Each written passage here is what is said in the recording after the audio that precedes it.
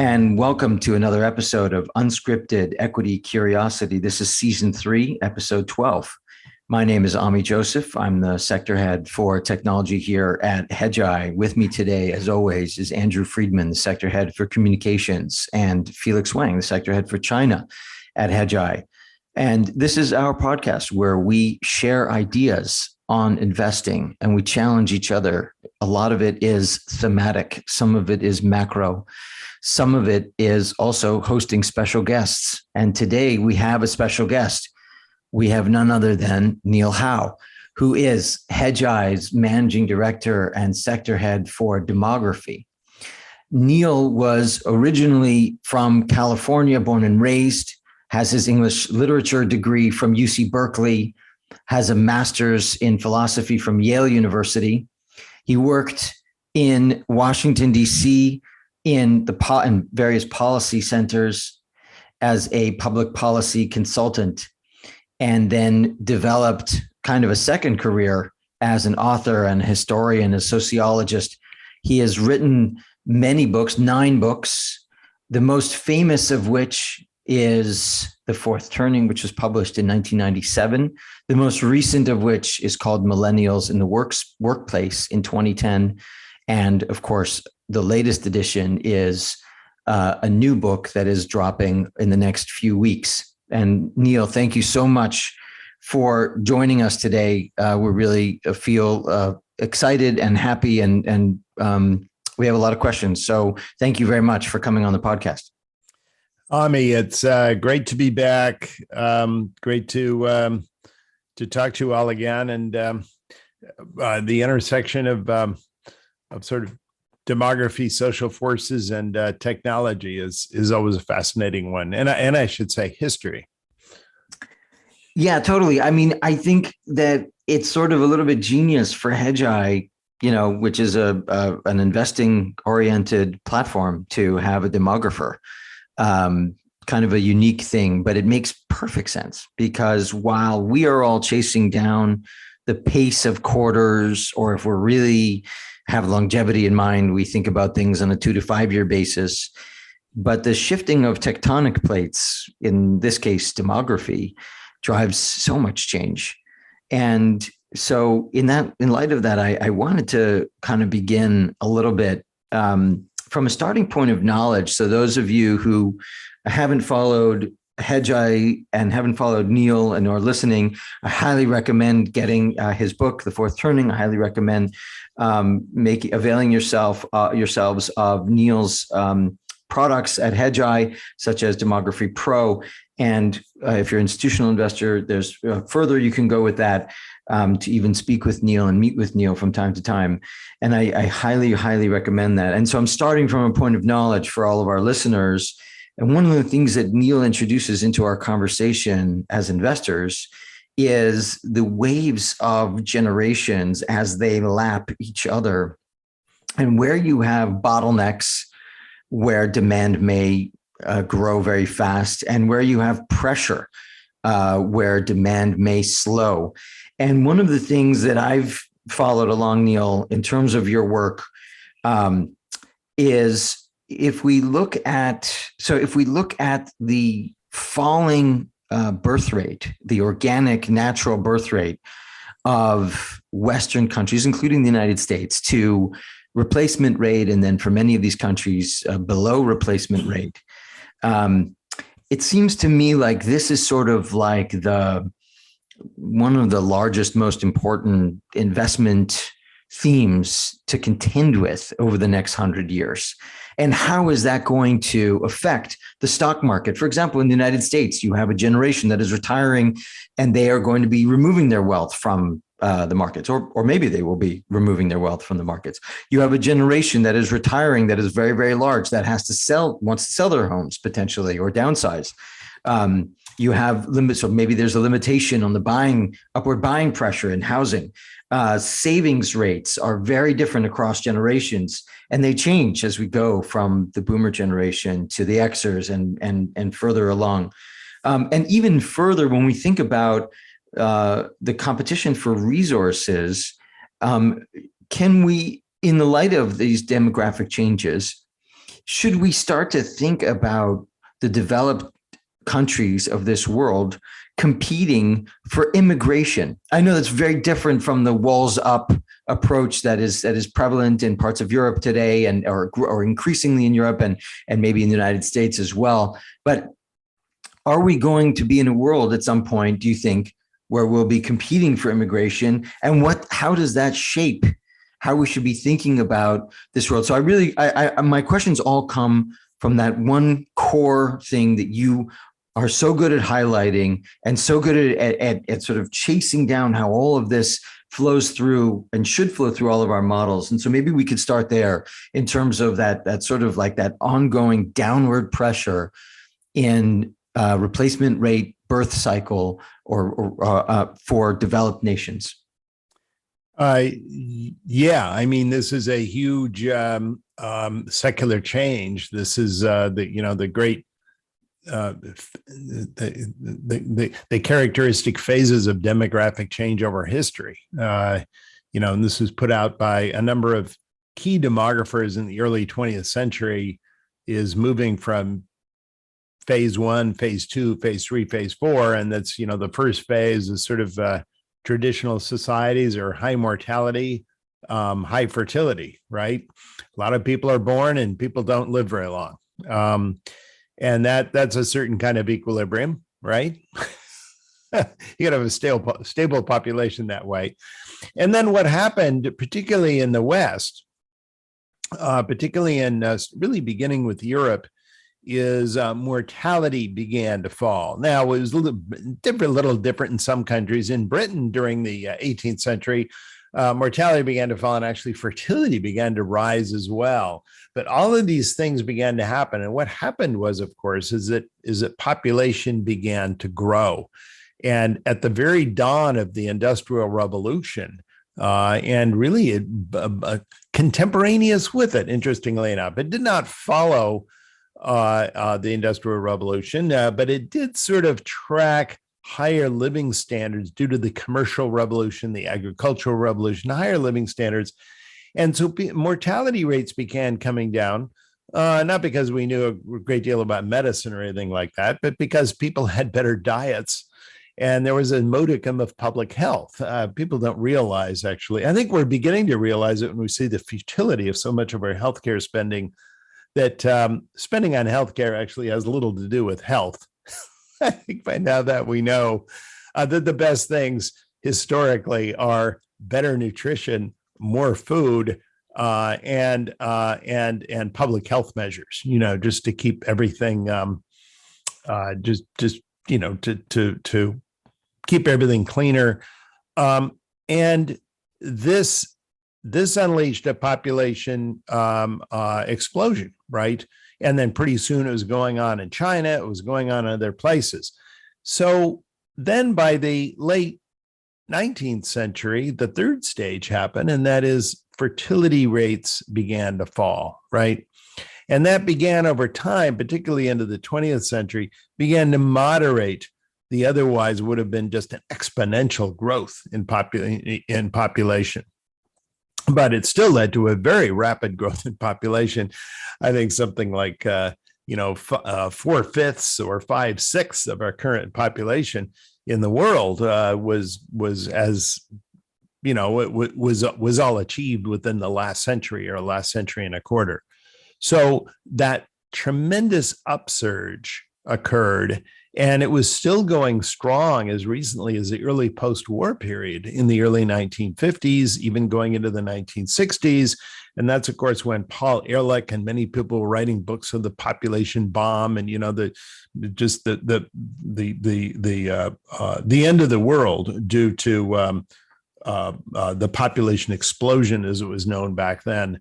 And the horrors of the future of India and China and all the developed countries, which still had fertility rates of 5 and 6 and 7 children per woman, and in an age of declining death rates. I mean, this was leading to enormously rapid growth in population. But then what happened is, to everyone's surprise, and without the kind of Malthus's iron law of positive checks, right, which is mainly the only one you could rely on is famine and death. Without that happening, and I must say, many people did predict that. The Institute for the Future and many people writing about this in the 1970s were predicting this massive and absolutely unavoidable die-off that was going to occur in the West. It didn't occur. And instead, what began to happen was all over the world, fertility rates began to fall, and gradually population growth with a lag began to slow. And today, we are beginning to worry, many countries are beginning to worry about the opposite. We've really gone from into the final stage 4, which is low mortality, low fertility, right? Which can, in theory, lead to a stable population. But what has happened is some people are calling this stage 5, which is low mortality, very low fertility, which means that you depopulate over time.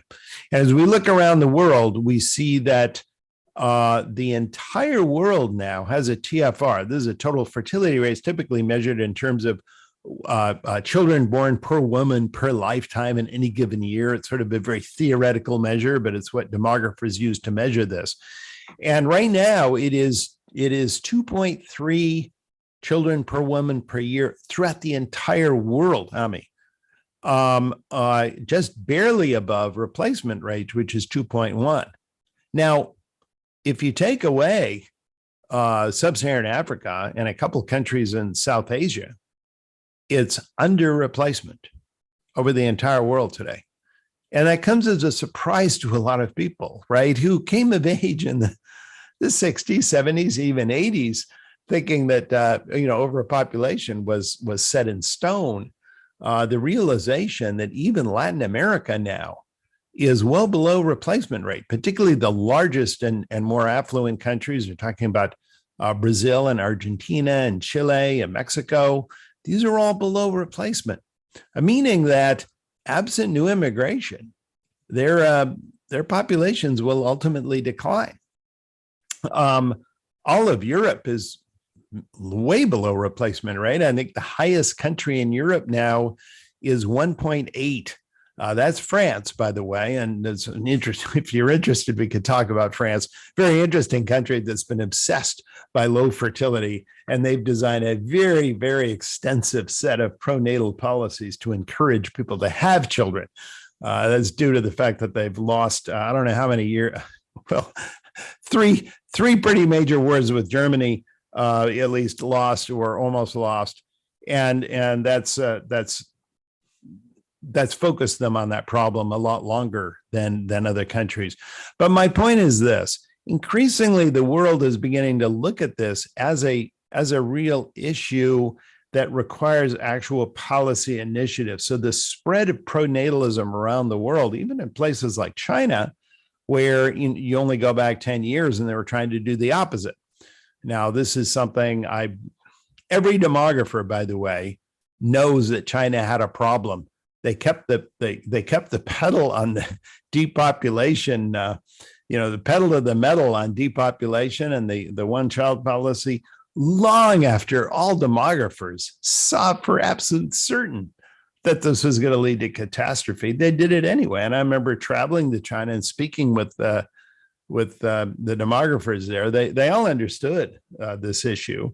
And now, of course, China itself has woken up and they're frantically trying to take the super tanker and put it into reverse.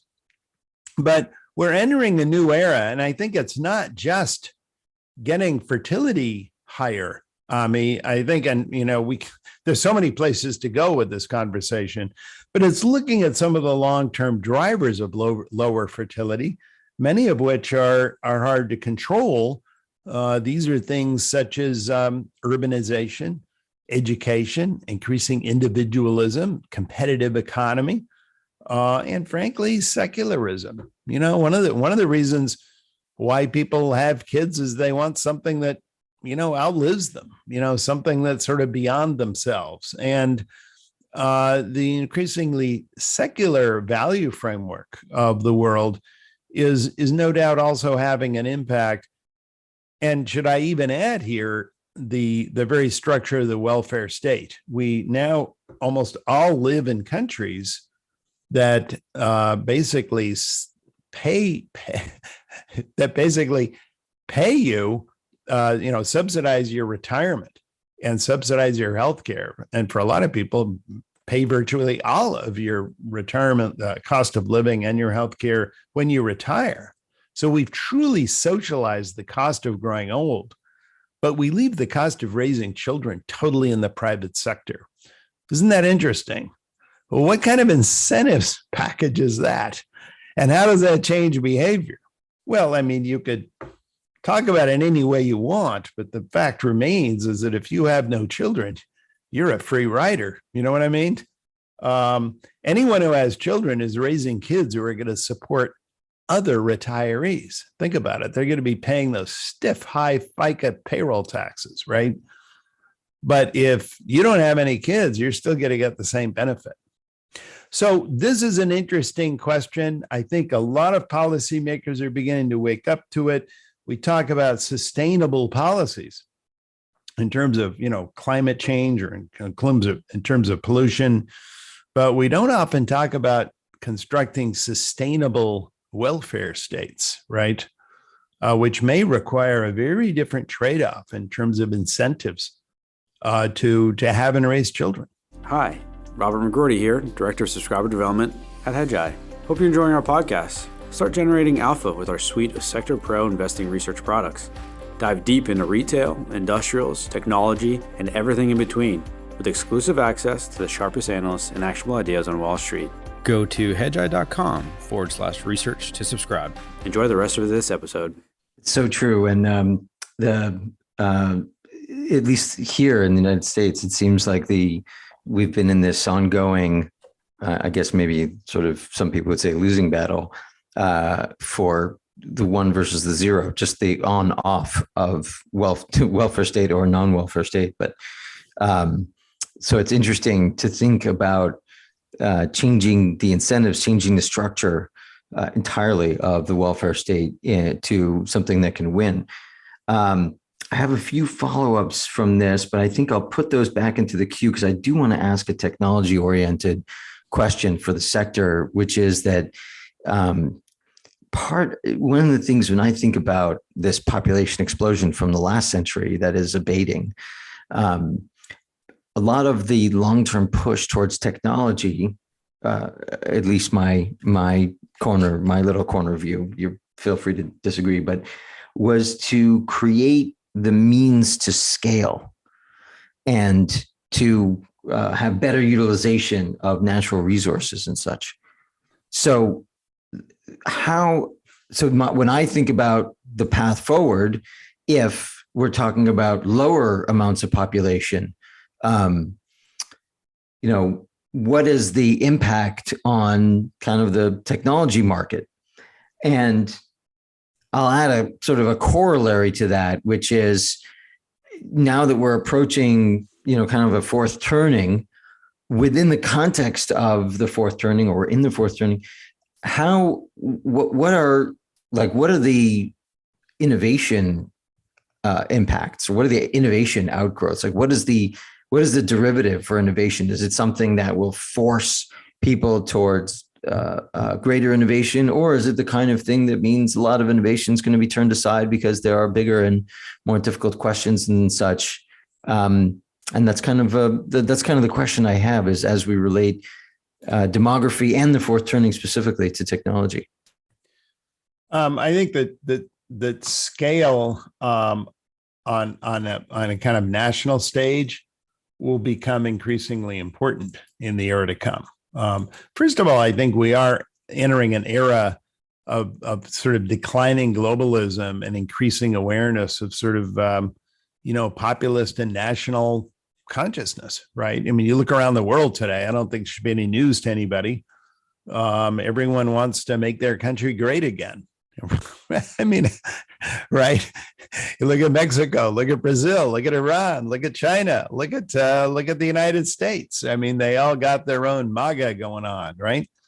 And we see this reversal of globalism. As you probably know, global trade in goods and services reached its peak as a share of global GDP on the eve of the GFC, and it's been declining ever since. And I think in this new climate of increasing geopolitical tensions and sanctions and all the rest, and you can easily imagine it getting worse very quickly, right? That everyone is onshoring and nearshoring, and we're seeing a reversal of the gains in the global division of labor.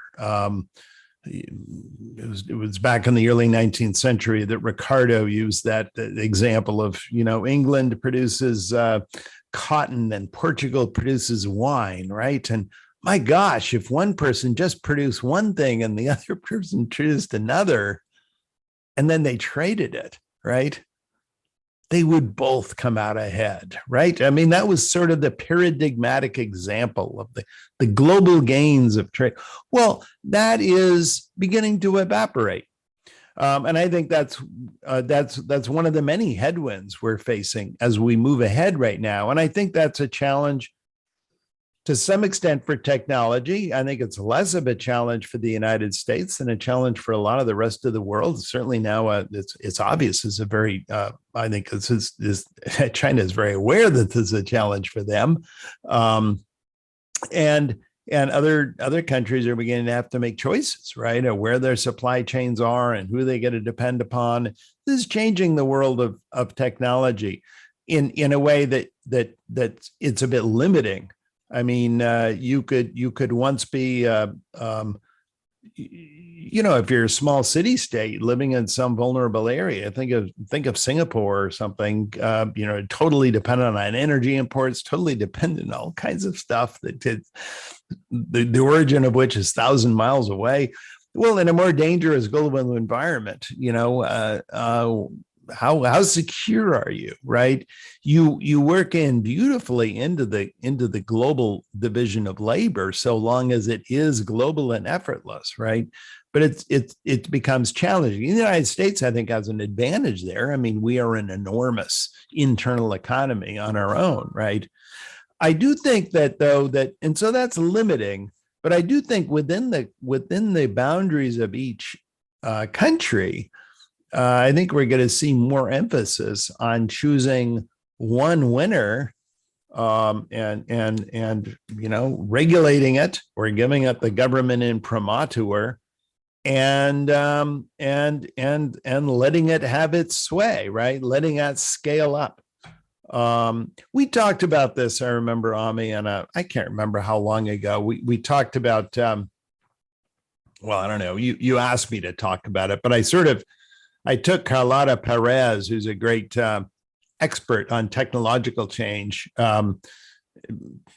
probably more than anyone else in the world, who wrote the famous book on technological revolutions and financial capital, about the various phases of technological revolutions. And I suggested that, according to her framework, this latest digital age that sort of got started in the 70s and took off in the 80s and 90s is moving from eruption and frenzy toward her later two stages of synergy and maturity.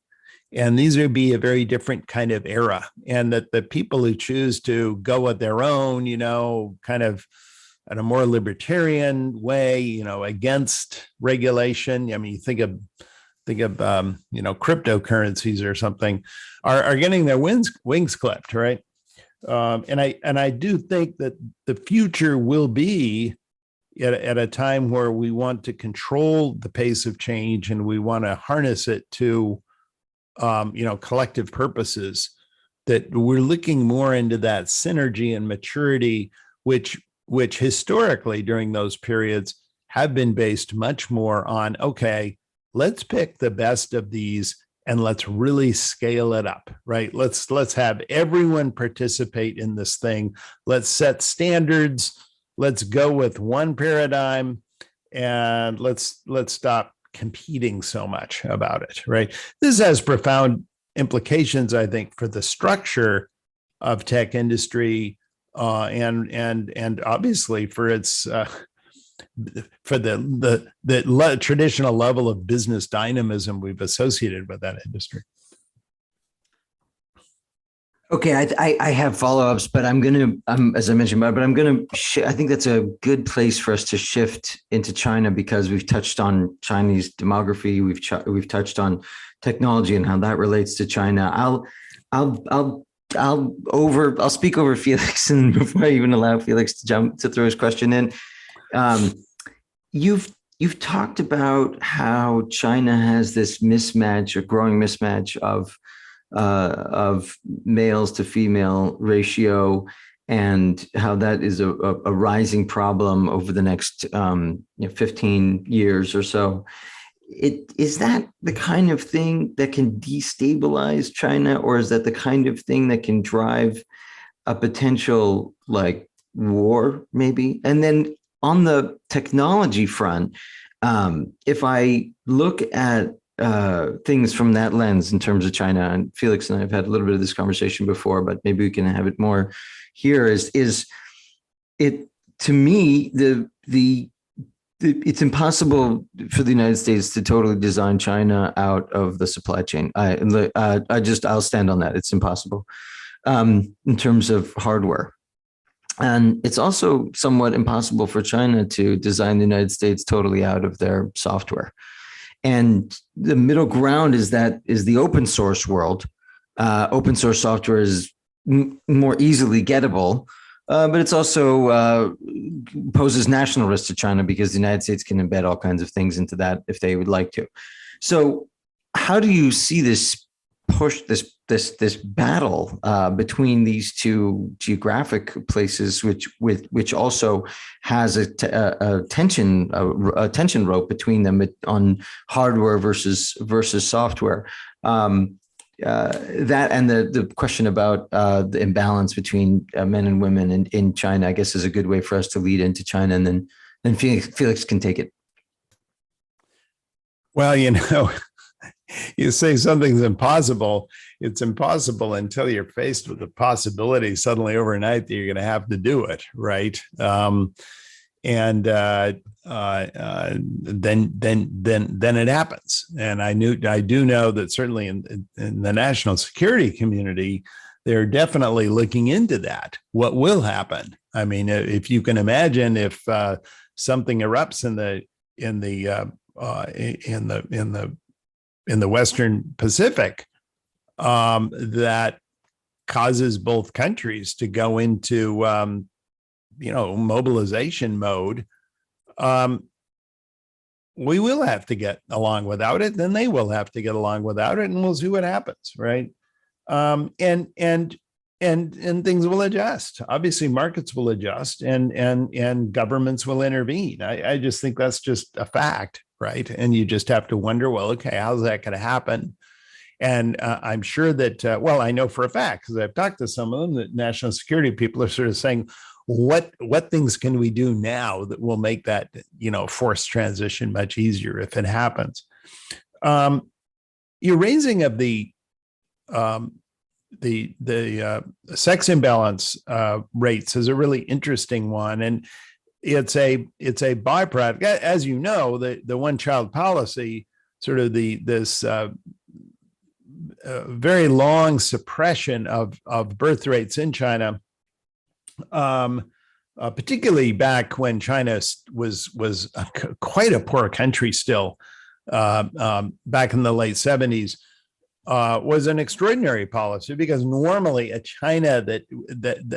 country with China's demographics and its income standard would have had a much higher fertility rate. So this required a large policy of compulsion, and it was kept into place for very long. Well, the one-child policy, combined with another aspect of kind of the social habits of Han culture historically, is the patrilocal family, which means that when people get married, the bride leaves her parents' family and go and spends her life with the groom's family, right? I mean, that's how it works. And in traditional China, going back, before the modern era, that bride may never see her family again, right? I mean, she basically helped the groom's family. She became a member of that system. And of course, the boys, if you had a boy, that would keep the family going. But if you had a girl, the girl was destined to, sooner or later to be given away to some man's family. So that's the system they work with. And if you combine now, historically, let me just say further that historically, if you raise a girl to maturity in China, there was a counterbalance of sorts. Okay, you say, well, okay, I've raised this girl to maturity. I spent all the labor and effort raising her, educating her, getting her marriageable, right? And she's going to leave me forever. What do I get? I mean, I hate to sound crass about it, right? But what do I get back, on this investment? Well, there is another aspect of, and this is true of most patrilocal societies around the world, and that is the compensation is that the girl marries up socially. So that's always occurs, right? So in other words, the compensation is that the bride's family gets new relatives that are higher in social standing. Well, okay, I raise this girl to maturity and she's leaving me forever, so no one's going to take care of me in old age. But a compensating factor is that I have better placed relatives now who are going to help look after me. You know what I mean? And there was a little bit of a compensation there. But you can imagine that if other elements got into play, there could be a harder bargaining, right? And I think the other elements came into play with the one-child policy, because if you suddenly start telling families they can only have one child, what happens when their first child is, their first child is a girl? Well, kind of gulp, right? I don't get another. I don't get any son, which means my family will be extinct. So this created a problem. And what it did, because this was also an era increasingly of amniocentesis and all kinds of other technologies for determining the sex of the to be baby coming along, it led to a lot of child abandonment. It led to infanticide. It led to various reasons of terminating pregnancies. And we know that because in patrilocal societies have tended historically to have a somewhat higher rate of males to females in other societies. This is getting kind of technical, Ami, but if you look in nature, about 105 or 106 sons are born to every 100 girls, right? That's the natural ratio. It's kind of interesting that it's favored in, that sons are favored by nature. And I think the reason is that boys are just a little bit more, spread out in terms of outcome. A lot of them will just go kill themselves. They're more accident prone and about boys, right? And they're just all over the place. And they're sort of more spread out on the bell curve than girls. So I think nature just already designed a bunch of boys in there to be, a little bit that can be disposed of by just events. But anyway, in China, typically we routinely saw ratios of more like 108, 109. And in this recent period, we're seeing ratios of 114, 115, 116. And this reached a peak in 2005. And that peak has yet to reach marriage age, right? I mean, people are marrying in China in the late 20s, very beginning of the 30s today, much, much later than they did historically. Of course, child rearing too is later. But if you consider the late 20s, we're talking about maybe the late 2012, maybe we're really talking about the early 2030s when this is going to peak. Now, why do I raise this? because already the sex imbalance at marriage age has become a huge social problem in China. And it's led to, well, what happens when you have more marriageable men than marriageable women? Well, a market develops, right? And what used to be a purely symbolic payment, which was a bride payment, has now become hugely bigger than before. And this is enormous shares of the groom's income are now going to purchasing daughters-in-law. Well, why is this happening? Because there's an imbalance of supply and demand. There haven't been enough girls produced in this society, right? And who is left behind most? Low status, low income, rural young men, right? They're the ones who are left behind because remember I said all girls want to marry up. Well, who's there to marry up if you're a low status rural male? So these are the ones that are paying enormous, and somehow the parents are we're seeing, you can imagine in rural areas now in China, we're seeing payments of the equivalent of $50,000 for a rural family. I mean, that's just a huge fortune. That's many, many times annual wages, right? Anyway, this has become a little bit of a restiveness, particularly in rural areas about this. Now, these rural areas themselves are areas of very low fertility rates. So the fertility rate in these provinces, I'm thinking particularly of Manchuria, with the old industrial areas and some of the places, further out in the West, we're seeing fertility rates of down near 1.0. So these are very low fertility rate areas. And a lot of young men destined not to marry. Now, they do have brides coming in from even poorer nations, Cambodia, Burma, but it's a very, it's a terrible business, as you can imagine. This is often forced. The girls have no voluntary say in it. It's getting close to sort of a slave trade almost. And it's not enough a number to fill the shortfall. So ultimately, China is dealing with this. They have large campaigns asking, of families with daughters, please don't ask for high bribe. But the problem is they're giving no alternative way of allocating them. You have a game of musical chairs, and there's this enormous imbalance. There's just not enough chairs when everyone sits down. And if you don't have a price system, what do you have, right? This is becoming a problem. And the reason why I said it's not going to peak for newlyweds until the late 2020s, early 2030s to suggest this is going to get worse over the next decade, not better. This is an additional problem, by the way, and we could have spent our time too talking about how they're going to reverse the fertility problem, but this is sort of an added issue, right? An imbalance of males versus females. Hi, Robert McGroarty here, Director of Subscriber Development at Hedgeye.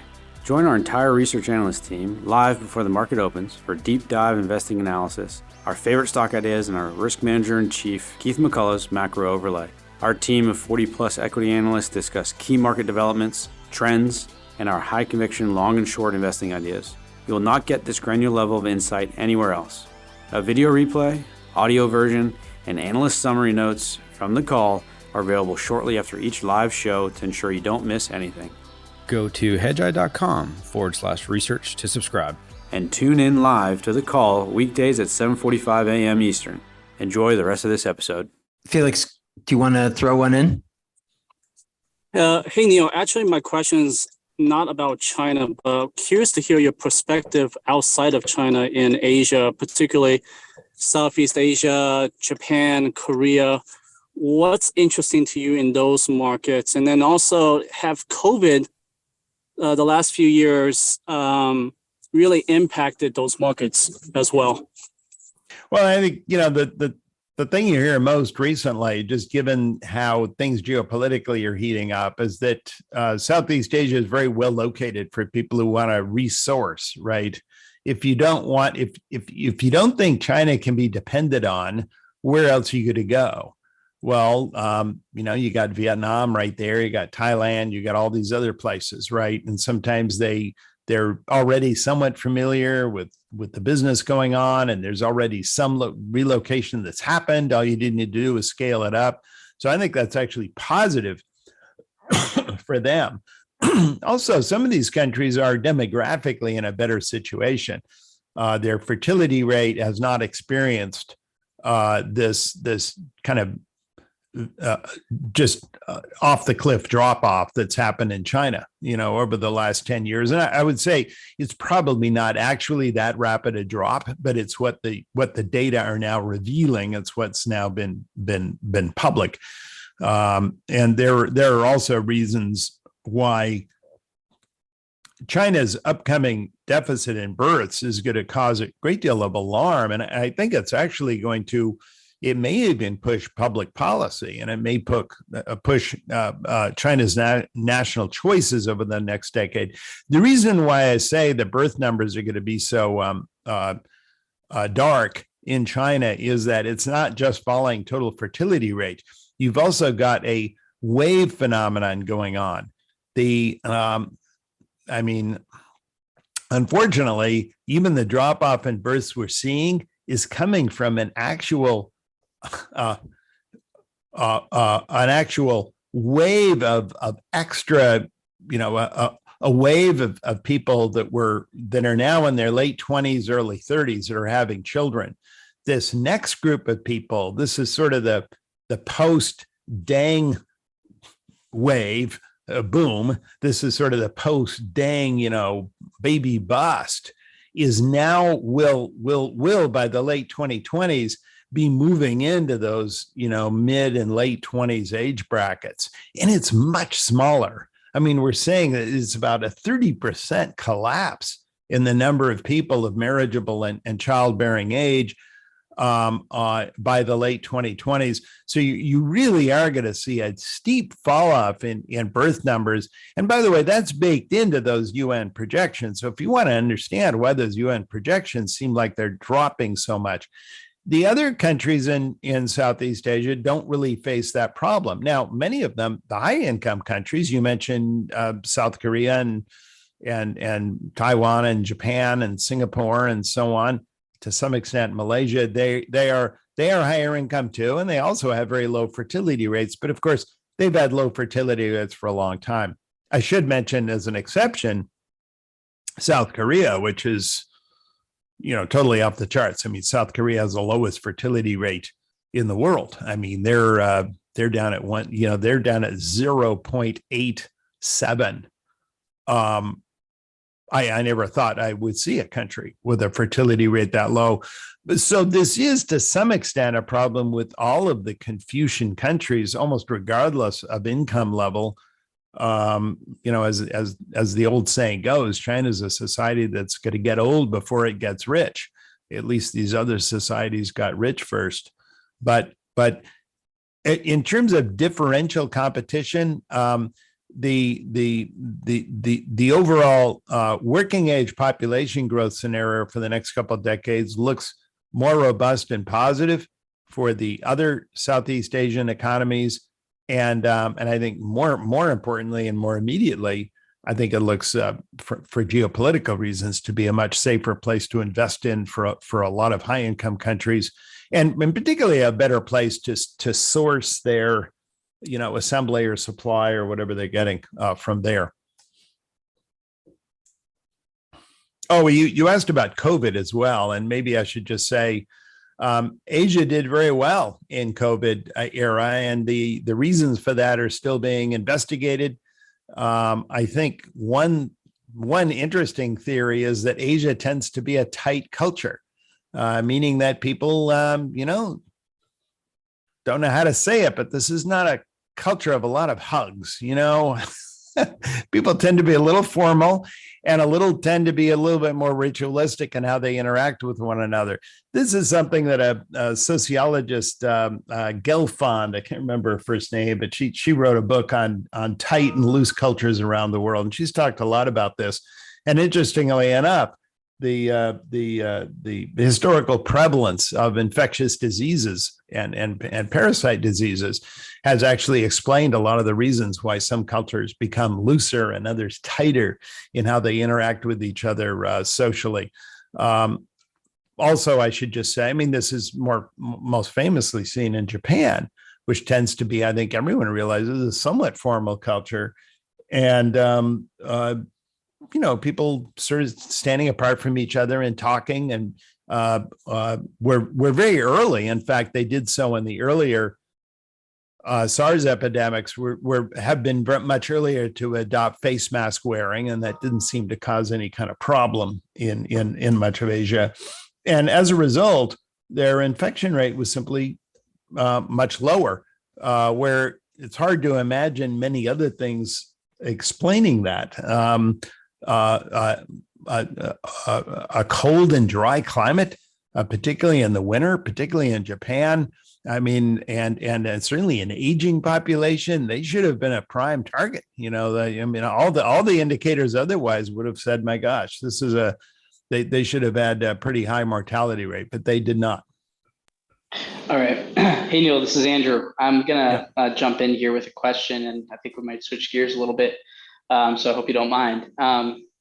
But I don't think we could get away with having you on this podcast and not talk about AI. And, in the past, Neil, you and I have had webcasts where we've spoken about the metaverse, and that was, so 2021. But it's 2023, and, AI has kind of gone into mainstream, whether it's having, impacting in the short term productivity, labor is a big component of that, or just potential personal use cases. I'd love to just kind of get your take on how you see things unfolding. If you believe in it, in this AI wave, and how you think about that as it relates potentially to the fourth turning, and how things can kind of unfold over the next, call it 5 years or so, 5 to 10 years even. I'd love to just kind of pick your brain and get your open thoughts there. Well, artificial intelligence is I think it's actually just a public confusion. I mean, AI itself has been underway now for a good, a long while. A lot of us have been experimenting with these large neural network, calculating machines for a long time, and they've been used in social science. They've been used in corporations. They've been used to track, breakdown rates and error rates in big companies for a long time. They've already built a big head of steam, even becoming very useful during COVID, right? At actually being able to diagnose and to be able to predict where most infections would occur, and how to triage, new patients coming in. AI, I mean, a good example of this is in radiology, where AI is, in other words, this is before this recent furor. AI simply meaning the use of artificial intelligence to take huge amounts of standardized data in which you have a lot of different iterations of a standard problem, and you're looking for, and you can compare all of that data against very near-term results, is something that was already well underway before suddenly people discovered it. And I think what people discovered is not AI, because that remained invisible to them, but rather these large language models, right? Generative pre-trained transformers, right? The chat GPT 3 and 4 now. And I think that's the public face of it that amazes everyone, because it seems so human-like. So it's this very little corner of AI that I think has come to everyone's attention, and it seems transformative. I regard this as a I'll say honestly, and I say this as someone who actually subscribes to Chat GPT 4, and I use it. I think it's really interesting, and I love seeing how it works. But to me, it's the next version of Google. It's a different way of scanning and screening and kind of transforming or restructuring information on the web to answer a particular question you have. It's the next generation version of Google or of Wikipedia, which is how I see it. It's how I use it. One thing it is not, though, it is not good at solving problems or coming up with creative solutions. The very design of this is designed to take everything that's out there and give you sort of the median view of what everyone else thinks about the issue. That's how you use it. That can be very useful, but it's not, how should I say this? People think of it as like this person out there that's coming up with new things. It doesn't understand anything about what it's talking about. It's just filling in the next word according to everything else that's written out there on the web. And you may think that's amazing, and I guess it is, but it's not fundamentally creative. And yeah, I mean, I would agree. I mean, I think it's just all about accessibility, right? I mean, it's all about what? Accessibility. Totally. It's the killer app, right? I mean, and Ami, I'd love to, if you have any comments on this or thoughts on this too, like, like the mainframe computer, right? Like the personal computer, it became affordable. Like people could access it. You get network effects. You get broader adoption. Costs come down, and then you kind of accelerate up on the curve in many ways. So, I guess it is, like, I would agree with you entirely. It is one of those things where, even at Hedgeye, we've experimented with, I can't, like, hey, like reaching out to the operations team, hey, we need more data, server capacity because we're running this, iterative model, right? That's running these large correlations. I'm trying to solve problems. The language component, is efficient in the sense, to your point, Neil, where if instead of having to do, multiple Google search queries over and over and over again and reading a bunch of different articles and kind of going through that process manually, to the extent that you could have, a machine do it or an algorithm do it, and do it just as equally, if not more efficiently, at least compared to the average person, then, you get a productivity boost. I guess, like, maybe a bigger picture, beyond just what it is today, right? Like, do you have any thoughts on, longer term, what it can mean and how it could, impact, how we interact with technology, or how technology interacts with us, or, how the tech, from an ethics standpoint, obviously there's a lot of people that are concerned with, what AI can mean. It's all over social media, whether these are real use cases or not, right? But, like, if you tell, there was some article, and shame on me for not, I'm going to bring this up just because I saw it. I didn't take the time to vet the resource, but it was basically like there's a military blog that talked about how it trained a drone to do a military to strike, to strike a target. And then it tried to override the target, but the AI, the tool said, you have to complete the mission.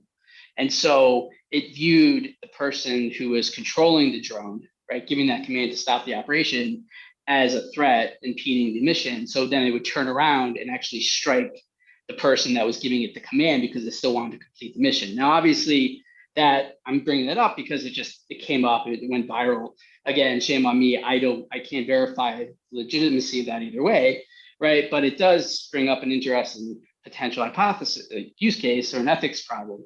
And I'm curious if you have any views, on that longer term. Well, look, but again, this has always been an issue, a potential issue in AI. I should say, badly designed AI, right? I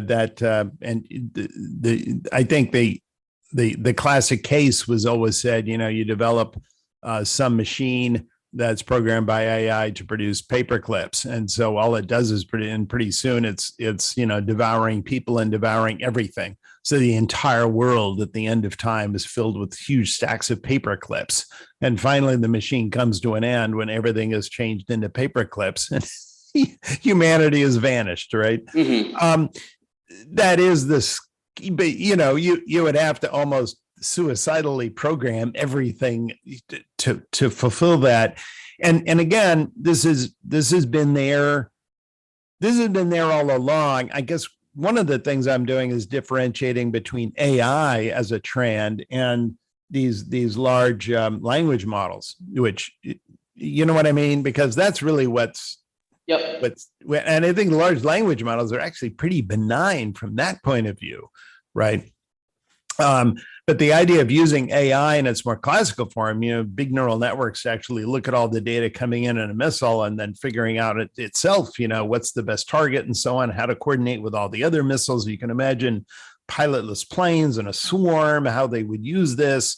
I mean, it is pretty frightening. It is pretty dramatic what they could do. And actually, one interesting angle for me in terms of geopolitics is an old lesson from history, right? And that is that big jumps in technology are always an advantage to new contenders geopolitically, right? Because what it does is it renders all of the legacy investment by the hegemon, right, by the incumbent, suddenly valueless, or at least valued less, right? You build a whole bunch of battleships, right? And then someone invents torpedo planes, right? And then what happens to the value of all the battleships? I mean, you can go back and just look at these revolutions in the past.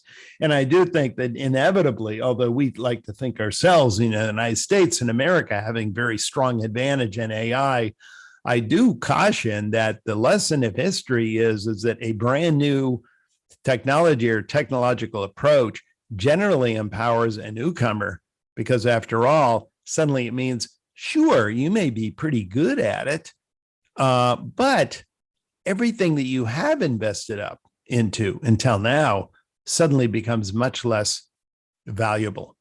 We've already seen that. I mean, whoever talks about putting carriers, into the South China Sea, with the advent of the very smart anti-ship missiles, right?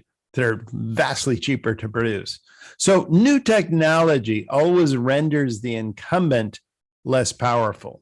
And that is something that national security people are definitely talking about. Got it. Ami, do you have any thoughts on that? I mean, I've always appreciated your big picture thinking when it comes to tech and cycles and product. It's obviously up for debate and no one really knows, but it's an interesting thought experiment. But let me just say here, Andrew, is that the one thing I often tell people who are so amazed by these large language models and the kind of the Chat GPT and all that they can do is, if you tell them to multiply one large number times another, they can't do it. They actually give the wrong answer. And you think, wow, they can't even do that. My little calculator can do that. And it kind of tells you what they're not designed to do, right? They have no idea what they're saying. It's just so long as it's plausible, right?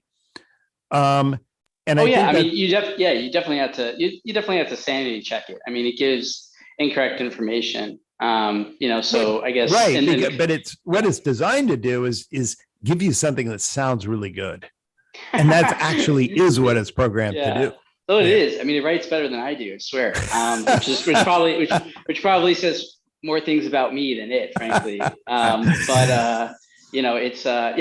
interesting, just the killer app component of it, and there's obviously a hype component to it. But you do wonder, right? Like, yeah, go ahead. Well, I will say this too, in using these large language model apps, is that the strength of your answer depends. And by the way, this is actually very much like Google. The strength of your answer depends hugely on what question you ask. If you can't ask a really good question, you're not going to get a very interesting answer. No, that's so true.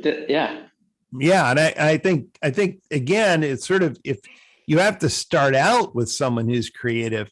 I will say this, absolutely. I mean, if you're a wedding planner and this has been often cited as an example, and you draw these big illustrations, someone tells you, well, I want a wedding, that's on the beach in Hawaii, but it has like theme of King Arthur with a little bit of Tolkien thrown in. So paint an idea, a picture of my wedding, right?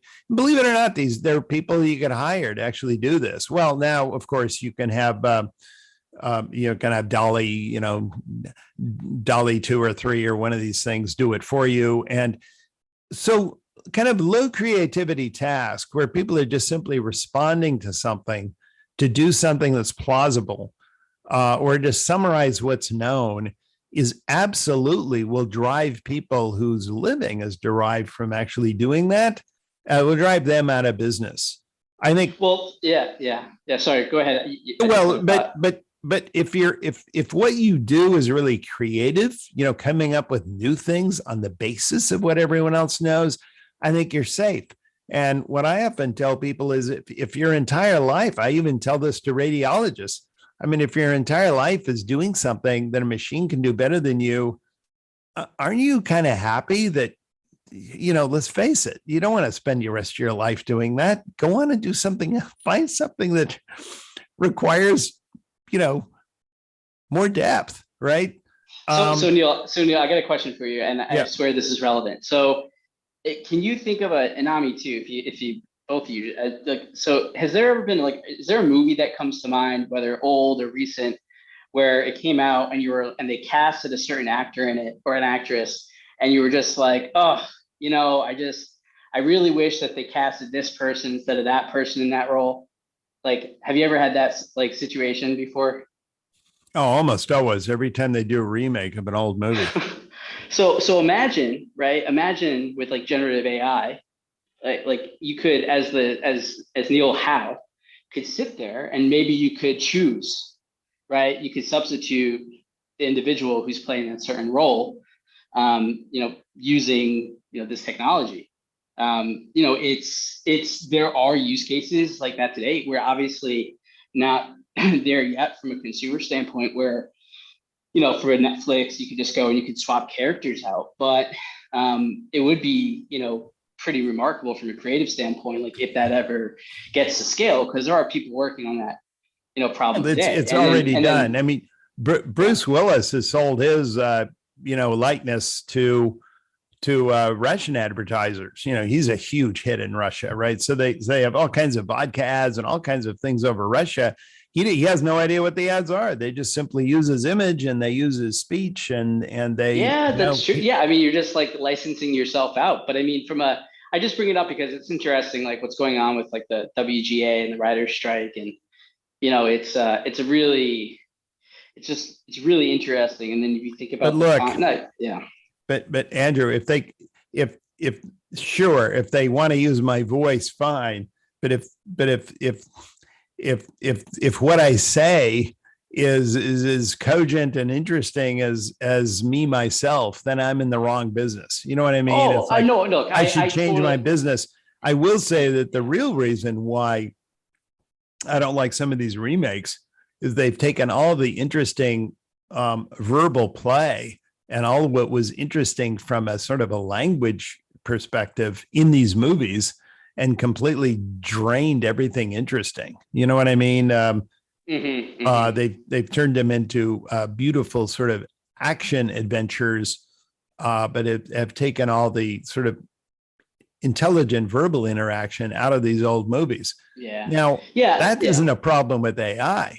That's a problem with the changing audience, right? Hi, I'm Keith McCullough, and I wanted to introduce you to my favorite product at Hedgeye, the Macro Show. Why is it my favorite product? Well, it's my show. I do that every morning. If you want to get ready for the market day, you want to contextualize all the data, you want to make good decisions, then this is what you should be watching. It's a repeatable process that you can deliberately study, measuring and mapping time series to time series of data. So it's not going headline to headline and getting whipped around. It's actually being so much more dispassionate about it and making good decisions that are data driven. So we'd love to have you on our team. Come join us. Tune in weekdays at 9 a.m. Eastern and on demand anytime. Go to hedgeye.com/research to subscribe. Yeah, I think the creative component, like I agree. Like, look, you're never.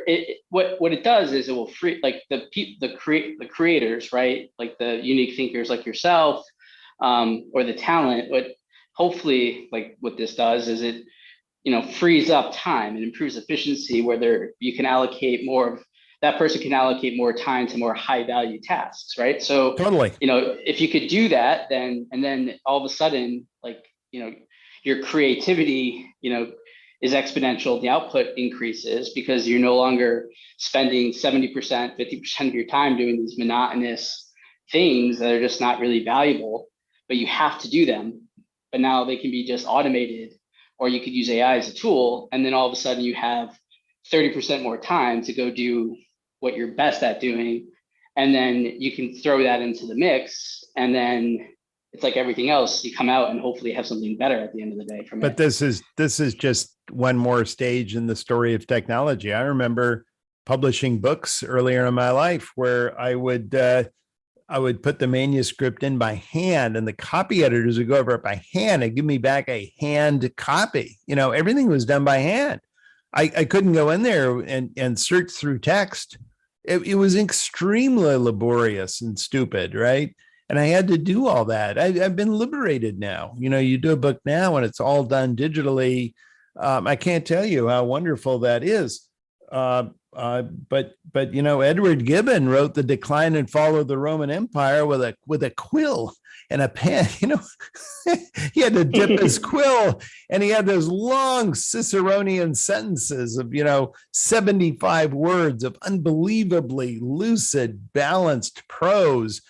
And he did it. He didn't just push words around on his screen, right? He actually thought of that in his head, and then he wrote the whole sentence. Now, it's interesting too, and this was, by the way, this goes back to Plato, who, as you may know, right, he never wrote any. Socrates, who never wrote anything. Plato wrote it all down, and Socrates actually says in his dialogues, he thinks writing is a big mistake. He said it actually takes away from people their powers of memory and imagination to bring that to life in their own mind rather than look at a piece of paper. Do you understand what I'm saying? I like Socrates. I'm a fan. This is an old debate, right? This is an old problem. Yeah. No, absolutely. It's going to be really interesting to see how everything how it pans out. But you're right. I mean, oftentimes you can just look at the history and kind of inform the future. Ami, I want to give you an opportunity to throw it back to you. If you have anything to add or any questions specifically. Yeah, Neil, just on this one subject, I don't know if I'll have time to get back to my other demography questions, but just on this one subject, now that we've got AI in front of us, your focus on LLMs, it brings up some other thoughts for me, which is that a lot of the innovation that we've seen in the last year is kind of, I guess, what you could call maybe like the natural language processing part of the story. Yes. And that almost makes me think about where we are, and even this piece of innovation. I agree 100% with what you said before. This piece of the innovation, this moment that we're in is very immature. Like this product, GPT is very, very, very immature and inconsistent, and so on and so forth, and raises other problems about copyright and so on and so forth. However, if I'm thinking about this right, maybe this moment in time where we're beginning to be, is what this type of GPT type of investment or innovation is a translation machine between humans and computers, so that we have a better access for utilization of our computing infrastructure that is available to us today. And I think it's almost one of these things that you could almost think about like Siri on steroids, or on mega steroids, or on exascale steroids, that if we can get the most out of the software and the hardware, to the extent that we can even say, okay, let's code in missing pieces that we need in order to fulfill the demand that we have, that computers and humans start to understand each other. Well, we don't actually need to understand them. It would be a one-way translation from us to them, and them to output. In a sense, to me, that would be like exceedingly bullish for technology, because it just means that this is going to unlock the next massive wave of utilization of computing assets. Anyway, based on what you were saying, this is the thought process that I generate back at you. So what do you think about that? Well, it's really interesting. And I think you're right. To be able to interface better with these enormous machines that are so powerful. It will also lead inevitably to certain kinds of disappointment. And let's face it too, we haven't talked at all about the dangers of this, right? We talked about being able to fake my voice and my image and so on, but let's talk about deep fakes, right? What are the political implications of that? What are the geopolitical implications of being able to fake anything, right? To make it appear absolutely genuine. That malleability, this great power, right? To be able to tell a computer to sort of do your will and create a simulacrum of anything, a plausible simulacrum of anything, is an enormous and power for good and for ill, as you can imagine. And I do think it will have will have repercussions. I do think it will bring back the government into the regulation of communication and information technologies. I think we're already seeing that trend, certainly with some support on both sides of the political aisle. And I think that will continue. Look, we haven't even talked about regulation of all these new technologies. Maybe that's the one thing maybe we should talk about for a little bit. But certainly your vision is a good one. I would just simply say, what's the purpose of your interfacing more effectively with these machines? What are you trying to accomplish exactly, right? And I think I say that because I'm following off a little bit in what I said earlier, when it's no good even having Chat GPT-3 if you don't even know the question to ask, and you don't really know how to interpret the result. It's not going to think for you. You know what I mean? It's a tool. If you use it like a tool, and you see yourself as a fundamentally creative agent using a tool, you're on safe ground. If you begin to look at this device as something that's going to do all my work for me somehow, I think you're going off the deep end. That's fair. But I think that every inch that the door of technology opens, and in this case, perhaps it's just this, it's not going to do all my work, but it's going to do more of my work, will enable me to do more work. So exactly, you'll be working just as hard. You'll just be working on other things. Yeah, exactly. I'm not unreal. There's no paradise here for me. This is just more work, but it's also more interesting. There's more interesting things that can also be done and can be done faster. And the more, what we've seen is that every inch of technology, every step that opens up greater utilization of technology does tend to lead to quite a boom of investment. I do agree with you, Ami, but I just push back a little bit on this, because I've noticed people writing about history today. And there are a number of books. I mean, I won't mention them, but they write about history. They write about, the Persians or the Romans or the past Chinese empires. They will talk about various things. And I do get the sense as I read a lot of these books, I do get the sense that these people have never actually read much. They've never read a history book. They've never actually read anything, in much less Latin. They've never even read a translation of Caesar. They've never really read Polybius. They don't know anything about the Punic Wars, although they claim to know what Hannibal did. And I get the impression now that a lot of people know everything about history from just sort of Googling stuff. I don't mean to put this down, but you understand what I'm getting at? They have no feel for the events. They have no feel for the culture of the people who actually did these things.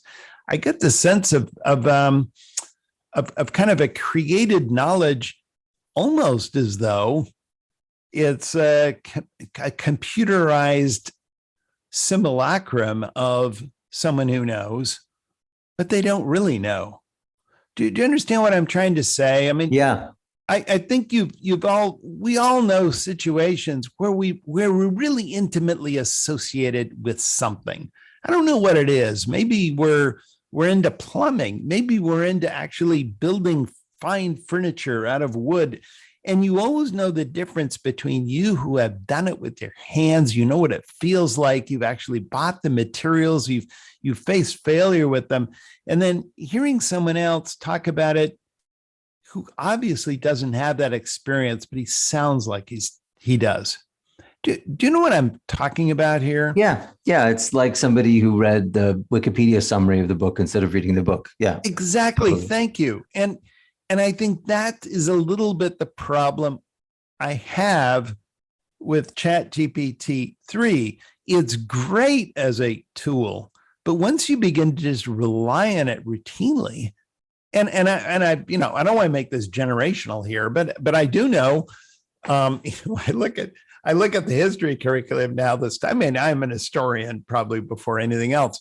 And I look at the history curriculum, and I was amazed at how even at the college level, they don't really read many books anymore. They just sort of, they do a lot of their research on, a lot of these article sites. They go in and they sort of pick and choose something that, but they're not, they don't have a lot of grounding, and it makes me worry. But then again, maybe I'm just a classic old fashioned kind of person. But I do think about that. I do think about what we've lost sometimes by not actually going through the labor of actually fishing through those enormous tomes. If you haven't read Gibbon, you're sitting there at 6 volumes. Now, Gibbon today obviously doesn't represent the cutting edge of research on the history of Rome, for example. But the experience of going through a volume like that, just to give you an example, changes you, right? It gives you some depth and appreciation of what's going on there. And if it, not just of the events themselves, but one person's attempt to sort of to wrap his mind around it all. Anyway, there is something that I occasionally think is lost. We streamline the knowledge, which is great. But if you've never had the opportunity to really have to struggle through it yourself, you've lost something as well. I completely agree. I intentionally took Moby Dick out of my high school curriculum and read it one chapter at a time, very slowly. My God. And meditating on chapter by chapter. It's 20 years later. It's still read 25 years later, still resonates. You probably know a lot more about the biology of whales, right, than most people. So, well, one of the chapters that stands out the most is all about how people tie knots. But we can talk about that another time. No, I'm serious. He explained the different ways people tie knots on ships, And at first you're like, why do I have to read this? And then as it unfolds, you realize he's explaining different approaches to theology, and it's mind shattering. So anyway, one of those, the benefits of doing something slowly and thoroughly, I completely agree. But I think Totally. increasingly we're in a world of metadata, as opposed to people knowing something. People have to know the cliff notes, and not even the cliff notes, but the summary of the cliff notes. Right. Exactly. And that's I'm just saying there's a trade-off. Instead of thinking of it as progress, always to get all the stuff behind you and then always work up to the meta level, you have to be aware that, yes, that's nice, but there's a trade-off. You lose something too. And then ultimately, when you're up at this very high meta level and you sound like you know everything, to some extent, you may know nothing. That's right. That's right. And a lot of today's analytics are increasingly based on metadata. So the question is, now metadata doesn't mean the way you and I are exactly referring to this. It's pointers towards the data, and analytics being run super fast because you can make reference to something that points towards the data, as opposed to calling up all the data in search or analytics. By the way, this reminds me of a very interesting point about how, and I think we've talked about this in the past, Ami, but just as the rise of Google and has to some extent caused media, the whole enterprise of media organizations to atrophy, right? I mean, right, you're going to go to the Google first and only indirectly go to, the New York Times or the Christian Science Monitor, or talk about all these, some of these St. Louis Post-Dispatch, some of these people no longer with us. But that's my point, is that now Google actually has a budget for actually subsidizing these news media machines, because they suddenly realize that if everyone just accesses everything through Google, I mean, in some ways, Google is parasitical on the news organizations that actually did the hard work and pounded with the shoe leather of actually going out and creating these stories. Well, who's going to pay, right, the ad revenue of these story creators? And I think that and we have seen an enormous atrophy in news media, particularly in local news, which is tragic, but even in national news. I mean, the Washington Post is a shadow of what it once was, right? Partly because of its current owner, but you understand what I mean. We've seen an atrophy in the actual news business because people are going through it, and we're at a meta level because of Google.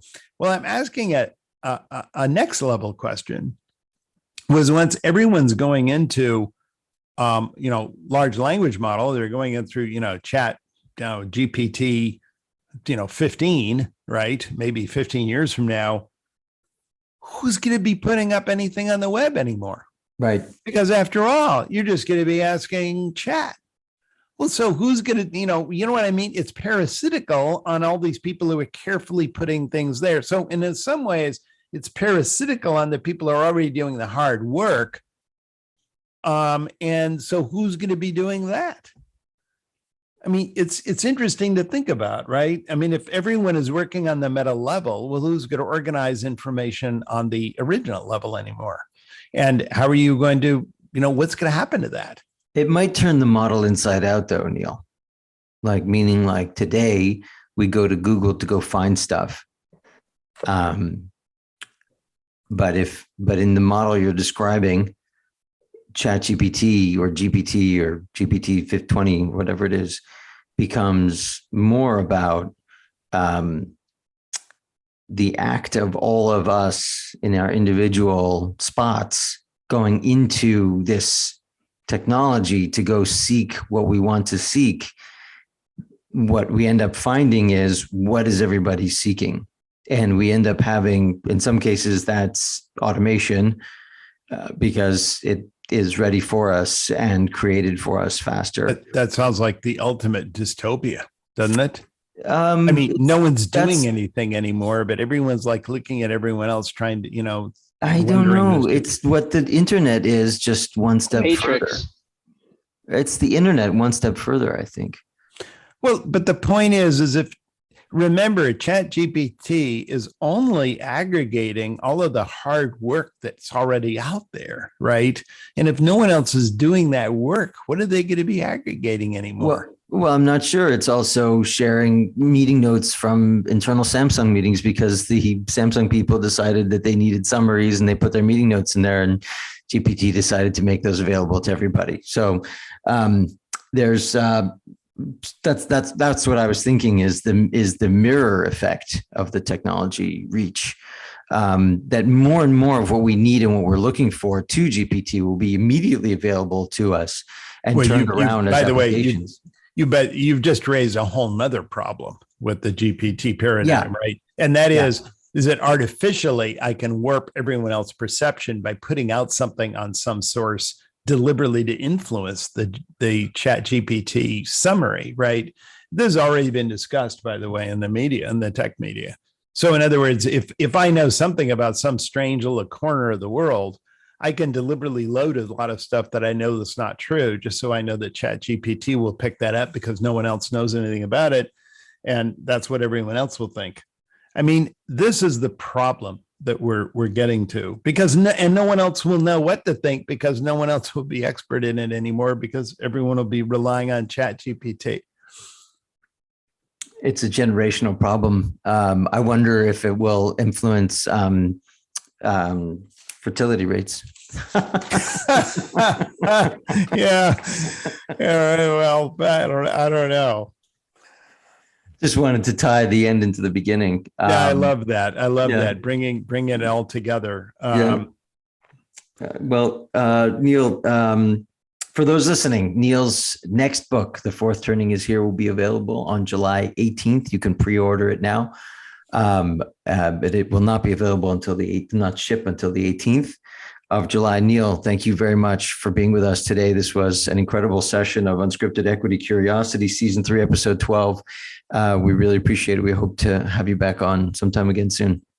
Thank you, Ami. It's great to be here. Don't forget to check out Hedgeye.com to get more actionable investing insights from our team of more than 40 research analysts. And check us out on Twitter at our handle, @Hedgeye. This presentation is informational only. None of the information contained herein constitutes an offer to sell or a solicitation of an offer to buy any security or investment vehicle, nor does it constitute investment recommendation or legal, tax, accounting, or investment advice by Hedgeye or any of its employees, officers, agents, or guests. This information is presented without regard for individual investment preferences or risk parameters and is general, non-tailored, non-specific information. This content is based on information from sources believed to be reliable. Hedgeye is not responsible for errors, inaccuracies, or omissions of information. The opinions and conclusions contained in this report are those of the individual expressing those opinions and conclusions and are intended solely for the use of Hedgeye subscribers and the authorized recipients of the content. All investments entail a certain degree of risk, and financial instrument prices can fluctuate based on several factors, including those not considered in the preparation of the content. Consult your financial professional before investing. The information contained herein is protected by United States and foreign copyright laws and is intended solely for the use of its authorized recipient. Access must be provided directly by Hedgeye. Redistribution or republication is strictly prohibited. For more detail, please refer to the terms of service at hedgeye.com/terms of service.